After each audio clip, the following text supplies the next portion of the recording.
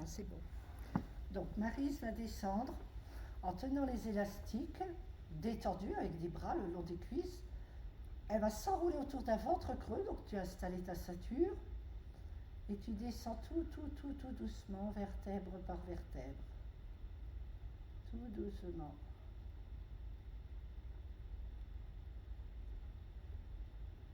Voilà. Donc on va le faire 2, 3 fois. On repose tout. Donc là, c'est un travail de souplesse du dos, de conscience. Maintenant, on ramène le menton vers la poitrine. Voilà, on soulève le haut du dos. On arrive au niveau du soutien-gorge, de la taille, le papillon, et on remonte. Et on se laisse tirer par l'élastique. Vous pouvez remarquer, elle n'a pas tiré sur ses bras, c'est l'élastique qui l'aide. Tu es partante pour une deuxième fois. Voilà. Donc on redescend. Là, on voit qu'elle dépose le papillon du string, la taille, oui, la ligne du soutien-gorge et le reste du dos. Et elle remonte en décollant de la même façon.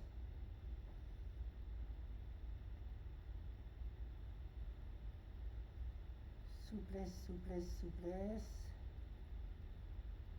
Très bien.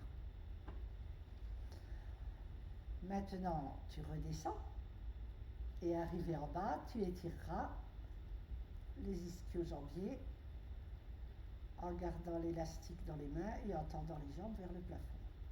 Voilà. C'est beau hein, quand on le voit chez les autres. Hein. Voilà, on étire, jambes tendues, on amène l'élastique un peu vers soi. Voilà. Ça va nous permettre donc de se préparer pour une centaine jambes tendues. Ça va? On lâche l'élastique. Ah, il y avait besoin de... Voilà. Maintenant, elle va pouvoir mettre ses jambes à la façon Pilate. Donc, les deux jambes collées, les pieds en V, les talons collés, les genoux collés, les cuisses collées. Et on relève la tête, éventuellement, le regard vers le ventre, l'avant, et les bras tendus. Et on fait des battements. La centaine, jambes tendues. Voilà. Alors, si on a mal derrière la tête et qu'on ne veut pas relever la tête, on a le droit de la reposer. Mais il faudra rentrer davantage le ventre parce qu'il faut toujours, dans tous les mouvements que vous faites dans Pilates, avoir le papillon du string au tapis. Hein. C'est vraiment très important.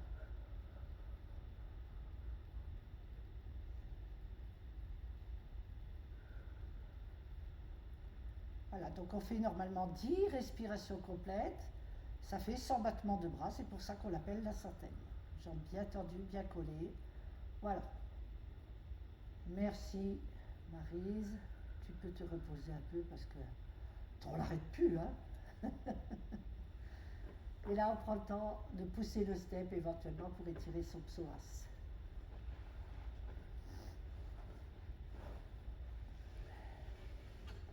Ou tu fais à la 4 pattes le psoas si tu préfères, Maryse.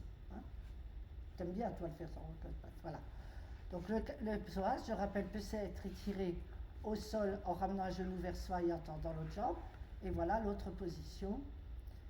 Je me tiens les pieds au sol et j'étire bien la jambe à l'arrière et j'abaisse les fesses vers le bas, le sol, pour que ça tire bien dans l'aine. Hein. Donc l'étirement du psoas, c'est très important, surtout si vous avez des soucis de bas du dos.